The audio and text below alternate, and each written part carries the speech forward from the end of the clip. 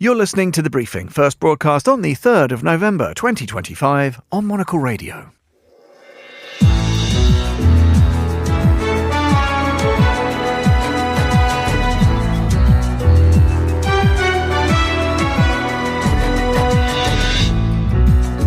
Hello and welcome to The Briefing, broadcasting to you live from Studio 1 here at Midori House in London. I'm Tom Edwards. Coming up on today's programme, our Bangkok Bureau Chief James Chambers is here to tell us about the state of tourism in Thailand. James, I gather the picture is potentially far from rosy.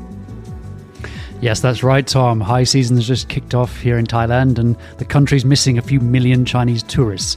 But there might be a bright side. The US tourists might be riding to the rescue. Okay, well, more from James on that in just a moment. Also here in Studio 1 alongside me is Monocle's Carlotta Rebello, who's been watching the latest in urbanism globally. Carlotta, what should city watchers be keeping an eye on this Monday? Hi, Tom. Yes, we have big news from World Cities Day, which was on Friday and was marked by the United Nations in Bogota. Also looking ahead to the New York mayoral election tomorrow, and some rail news connecting Lisbon and Madrid. Thanks, Carlotta. Looking forward to hearing more about all of that. We will have the latest business from Bloomberg's newsroom as well, and the global headlines for you. All of that ahead here on The Briefing with me, Tom Edwards.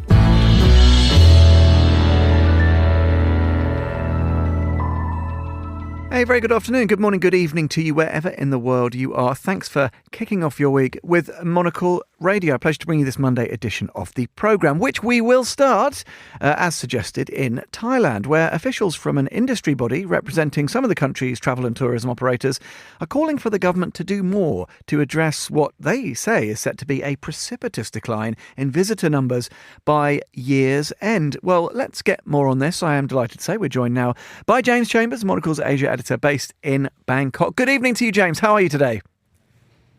I'm very well, Tom. Good afternoon. Now, listen, we have talked a little bit before about some of these challenges in this space, travel and tourism sector, and you alluded actually just at the top of the show to, I guess a bit of a cloud, but maybe some potential silver linings. Before we get into those, though, just remind us what exactly is happening in terms of the broad brush with these numbers. Yeah, I mean, Thailand pre-COVID was looking at something like 40 million visitors every year. And then obviously that plummeted during COVID and it hasn't recovered since then. And I guess it's been a few years now, and the Thai travel and tourism industry was, expecting it to be up towards that number again, certainly by this year. But we're looking at perhaps, 32 million by the end of the year, which is a huge shortfall. And I guess our listeners will be quite familiar with us talking about this topic and how dependent the Thai economy has become on tourism. So that has a huge effect, not just on hotels, but it hits all kinds of businesses here because everyone relies on tourism dollars, and they kind of work their way around the economy. So that has a huge a dent, a huge effect on morale. And the big headline is the Chinese tourists and the drop in the numbers of visitors coming from China. They are the number one. They're still number one, just about. But it's kind of millions less than it used to be. And they might not even make the projected 5 million for this year. So all efforts right now are trying to work out why the Chinese aren't coming and trying to lure them back. Well, yeah, and I mentioned this tourism body. Lots of these agencies are saying, look, we need different and more varied promotions amid these projected drops in numbers. Is this the kind of thing where, James, that without being cynical, a marketing drive just isn't going to cut it? Do we need more meaningful? Are there other levers actually that the government, for example, can push to try and change the situation? I don't know, with an eye potentially on that Chinese consumer, for example. Well, I guess there are two sides to this to consider, and it's kind of interesting. In my job, in my position, I kind of jump back and forth from Bangkok to Hong Kong and see the same headlines. Both kind of places are used to have a lot of Chinese tourists. Both are dealing with fewer numbers and trying to figure out why that is. And if you see what's going on in China, I mean, the government there is struggling with its own economic problems, and they're handing out incentives and pulling certain levers to try and encourage their own tourists to stay at home. So there's a lot of promotions that's going on in China to promote domestic tourists. So it doesn't matter what the Thais or the Hong Kong Tourism Board are doing. The Chinese government are using their own power to try and keep money within their country. So there's that side of things. And then obviously, when you look at the respective markets, Thailand has had probably, the worst year you could possibly imagine. At the start of the year, we were all very excited because of the White Lotus effect. That drama was coming out in February, and everyone was expecting a huge influx of tourists. But then if you look at everything that's going on this year, you couldn't make it up. In January, a Chinese actor was lured to Thailand and then kidnapped by a gang and taken to Myanmar to work in a scam center, which kind of obviously freaked people out. Then we had the massive earthquake in April. Then there's the war with Cambodia. We've had the baht, the Thai baht, the currency is now at kind of really strong, so it's getting more and more expensive to be in Thailand. The rainy season is kind of eating into the high season, which has just begun. And then we obviously have the Queen Mother who passed away recently. Add all that up, it's been a pretty terrible year for Thailand. So I'm not surprised that tourism numbers are down. Now, James, you mentioned at the top that we could be looking the other way, I guess, looking east from where you are, across the Pacific. What about the US? And there's some interesting connectivity improvements that might be part of a new narrative around the role that the US could play in addressing the wider shortfall. Tell us about the connectivity things, first of all, and then tell us if you think that might actually get to address some of the problems you've been talking about. Yeah, I think it's a similar story, as I said, in Hong Kong. I think Thailand became overly reliant on that one market, on China. And so, everything was done to promote tourism from China. So when it drops off, it suffers because no one's filling the gaps. And it was mad how, the lack of options connecting Western capitals with Thailand. When I arrived 3 years ago, there was no there's no British airline connecting Heathrow and Bangkok. British Airways has only just come back, and there were no direct flights to the US. There haven't been for a staggering 11 years. So it's little wonder that the number of kind of tourists from those key markets, those kind of higher spending markets, weren't as high and weren't kind of stepping in to fill the gap. And so I guess the good news is that is slowly coming back. And, every few weeks we're seeing more and more news about a new flight being connecting Bangkok with whether it's London or the west coast of the US. And the big one recently was United. They just announced that they're reinstating their direct flight from LA and San Francisco to Bangkok, via Hong Kong, which is a very long flight. It's kind of 19 hours. You leave on an evening at 11 p.m. in San Francisco and you arrive in Bangkok 2 days later. But it'll be bringing in those types of American tourists who, have a lot of money. And I guess, it'll be finally delivering on that White Lotus effect. They will have seen these wealthy Americans having these amazing holidays in Thailand, albeit with a bit of drama thrown in. But they're the ones who spend. And it might finally kind of deliver on what most tourism authorities say they want, which is actually fewer bulk tours and fewer big tour groups, and actually more quality, more tourists who actually spend when they get here. Yeah, always that's less is more narrative, isn't it, James? Now, let me just pick up on something you mentioned, because you talked about this period of royal mourning, of course, and we know that has a real impact on things. Does that mean certain things? I know you've got one of your favourite, I think I'm right in saying, James, one of your favourite festivals, which is coming up. Is all of these kind of events going ahead despite that period of royal mourning? Is it quite tricky to know whether things should happen or shouldn't? How are things lining up? Yeah, I think initially, after the Queen Mother passed away, it was a bit tricky because nobody knew what the situation was in terms of all the festivals. This is high season, but it is also festival season. Thailand and the Thais love celebrating everything. Halloween is huge. Christmas is huge. Lunar New Year is huge. Chinese New Year is huge. And then Songkran. So it's, it's lined up for the next few months.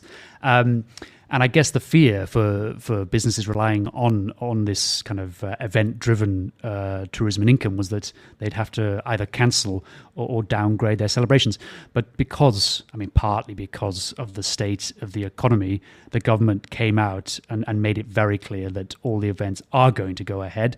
They're encouraging people to, wear black, especially Thai people. But if you're a foreigner who's visiting Thailand, I don't think you would notice. You're not going to notice that things have been, less colourful than they were before.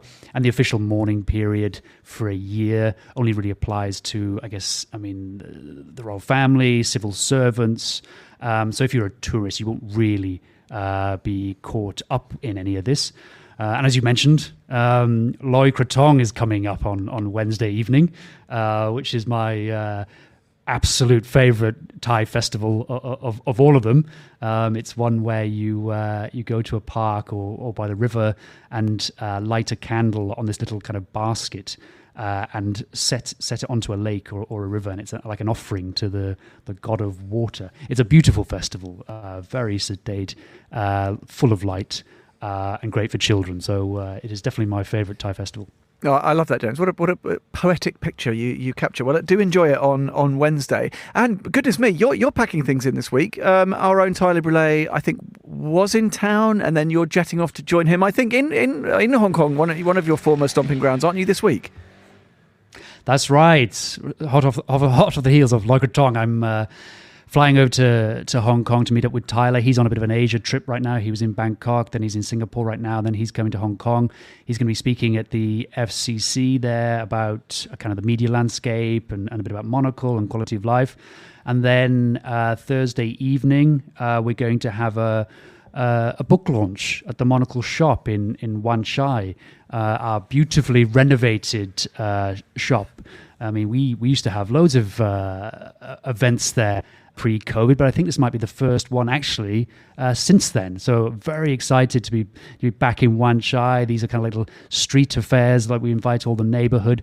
It's for our new book, The Designers on Sofas. There's a couple of Hong Kong designers featured in it, and Tyler will be there to sign any books that people want to purchase. So it promises to be a very fun night. And wherever people think they might cross paths with you, James, you're happy for them to reach out, aren't you? But people should get in touch and come and have a drink with you, whether it's in Hong Kong or where you are, as long as they don't interrupt you during your candle lighting ceremony, presumably. They are welcome to come and join in Loy Krathong. And obviously, more than welcome, all of our listeners are more than welcome to join us on Thursday evening. It's an open invitation. It's at the Wan Chai shop. There's no need to worry about any formal RSVPs or invites. Just come along, 6:30 till 8:30. I'm sure it'll go on a bit longer. There'll be drinks, there'll be book signings, there'll be plenty of Monocle readers and subscribers. So yes, please do come along. Lovely stuff. James, fantastic. Look, have a great week. Travel safely. We'll catch up with you, I'm sure, on one or two of your stops en route. That was our James Chambers on the line from Bangkok. Thanks very much to him. Right, let's find out what else is going on in the world. Let's cross over to the other studio. Standing by with today's other news headlines is Vincent McAviney. Thanks, Tom. A 32-year-old man has appeared in court in England, charged with 10 counts of attempted murder after a knife attack on a train in Cambridgeshire on Saturday. A rail worker remains in a critical but stable condition. The driver has been praised for his swift action in pulling the train into a station for passengers to escape. Tanzania's new president, Samia Suluhu Hassan, has been sworn in for a second term after an election marred by deadly protests and opposition claims of fraud. She won with 98% of the vote after her main rivals were jailed or barred. Rights groups say hundreds were killed in clashes, though the government has downplayed the violence and cut internet access since the election. A powerful earthquake has struck northern Afghanistan, killing at least 20 people and injuring hundreds more. The quake hit near Mazar-e-Sharif early Monday, damaging homes and the city's historic Blue Mosque. Officials warn the death toll could rise as rescuers reach remote areas in the affected provinces. And after 50 years, Japanese superhero show Super Sentai will go off air due to rising production costs. The show, which was adapted into the Power Rangers in the 1990s, was the launchpad for many young Japanese actors. Those are the day's headlines. Back to you, Tom. Thank you very much indeed. Vinny, more headlines coming your way at the top of the next hour. 1300, of course, here in London right now at exactly midday. It's time to welcome to the studio Monocle's own Carlotta Rebello, producer of The Urbanist, of course, and it is an urbanist's lens you are training on the world for us, Carlotta, today, if I'm not mistaken. Yes, it's only the very best for you, Tom. A few urbanism news this week, actually, and it began at the weekend because we celebrated World Cities Day. Now, this was installed by the United Nations UN Habitat, which is the urbanism agency of the UN, back in 2014. So it's been over a decade of celebrating and marking this day. And this year, celebrations were in the city of Bogota. More than 3,000 participants from 97 countries and similar celebrations across other 28 cities across the world. And this is really, a way of marking some of the pressing challenges for cities around the world, some of the solutions, and bring together best practices. And this is all looking ahead to the World Urban Forum, which is happening in Baku next year, and kind of where we decide on the urban agenda. A few highlights from the celebrations. A familiar voice to Monocle listeners, of course, Carlo Ratti, the architect, director of the MIT Sensible City Lab and the curator of the Venice Biennale this year. He was one of the key speakers at the World Cities Day celebration, talking about this idea of smart cities, but not just from the technological side of things, but putting people at its core. So how can technology help us deliver better quality of life, better urban environments, and help actually create more responsive and inclusive cities for all? Very much Monocle-esque in terms of the benchmarking exercise, and also that focus, as you said, on technology as a tool, not as the be-all and end-all, which I think is really, really important.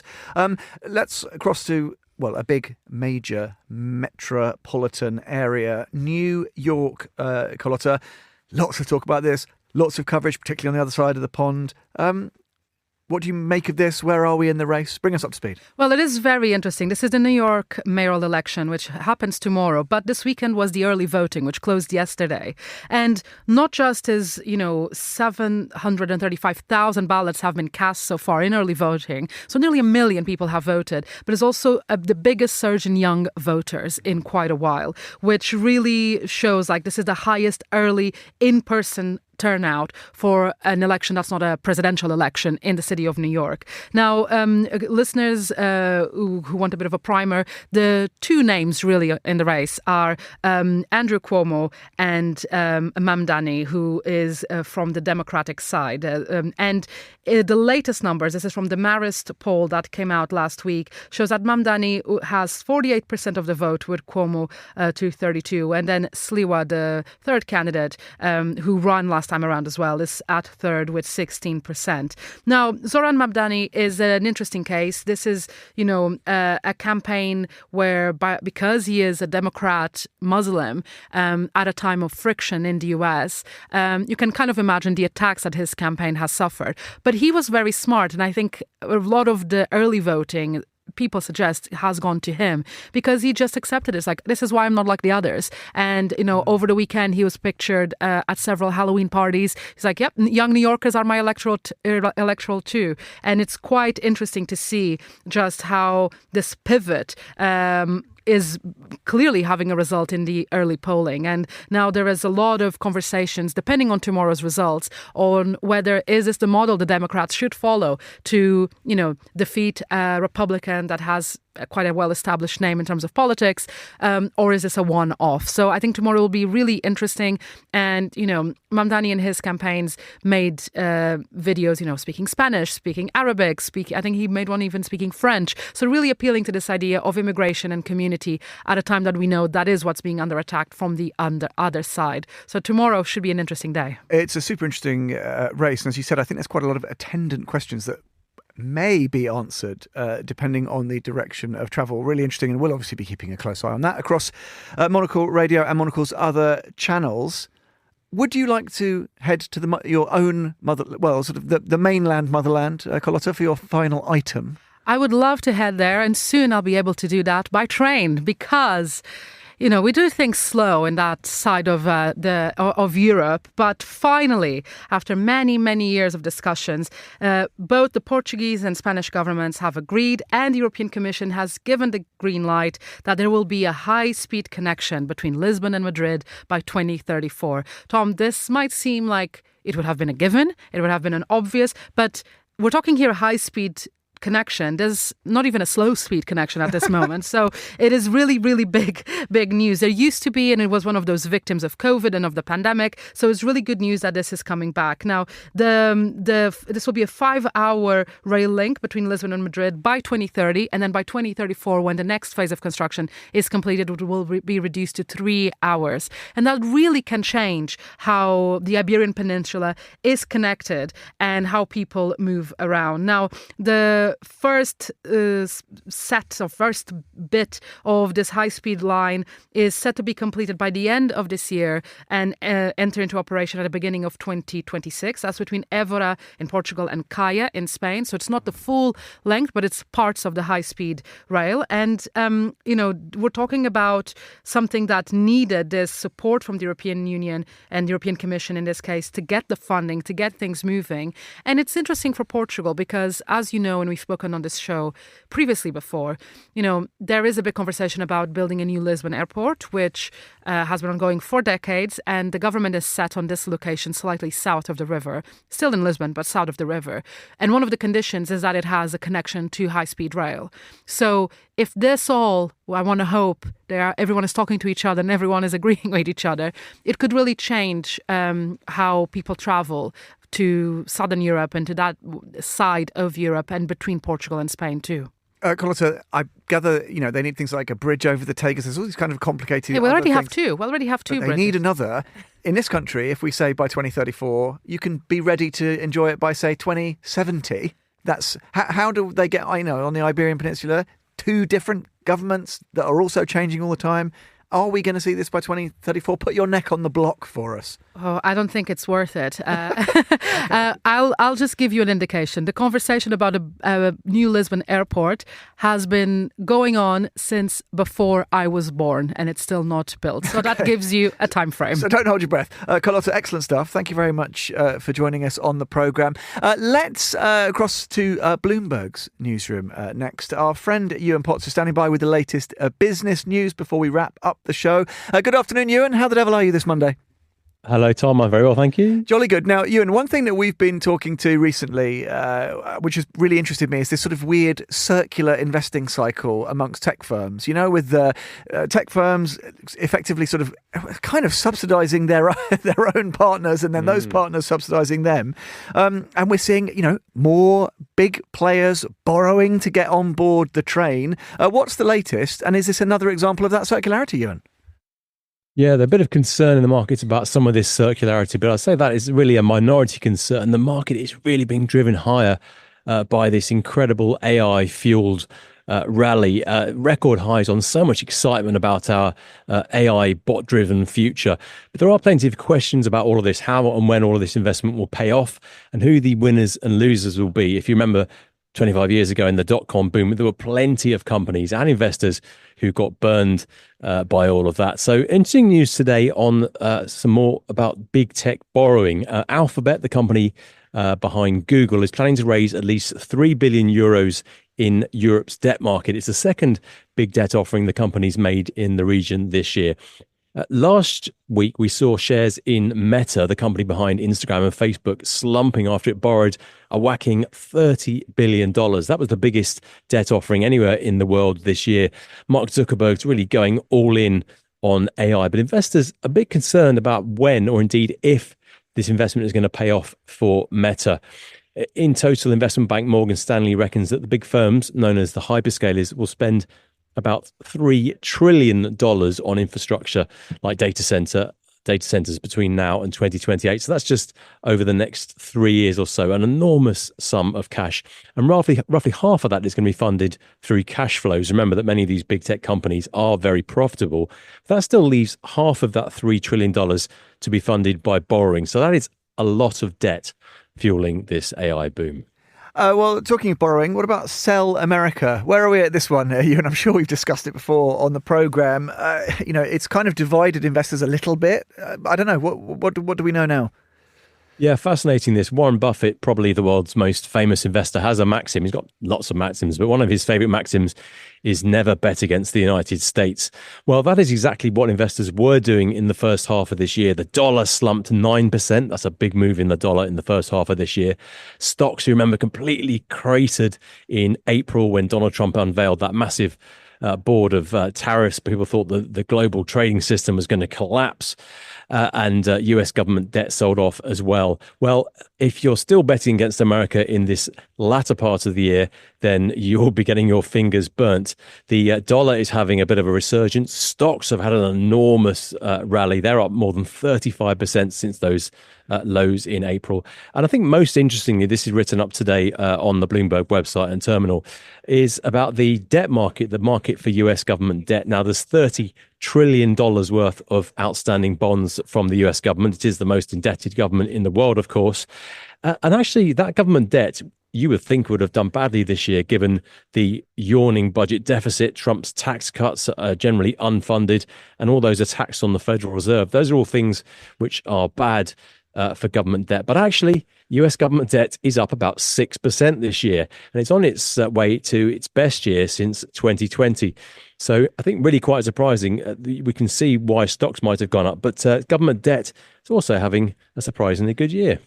Listen, I don't mind good news as a surprise, Ewan. Thanks for sharing some of our super interesting. I'm sure we'll keep a weather eye on that as well. That was our friend from Bloomberg's newsroom, Ewan Potts, joining us on this Monday edition of The Briefing. And that actually is all we have time for on today's programme. The show was produced by Laura Kramer and Vincent McAvenny. Our researcher was Joanna Moser and our studio manager, Mariella Bevan. My thanks to them, one and all. We'll be back at the same time tomorrow, noon in London for Tuesday's edition. But from me, Tom Edwards, and the Monday team, goodbye and thanks for tuning in.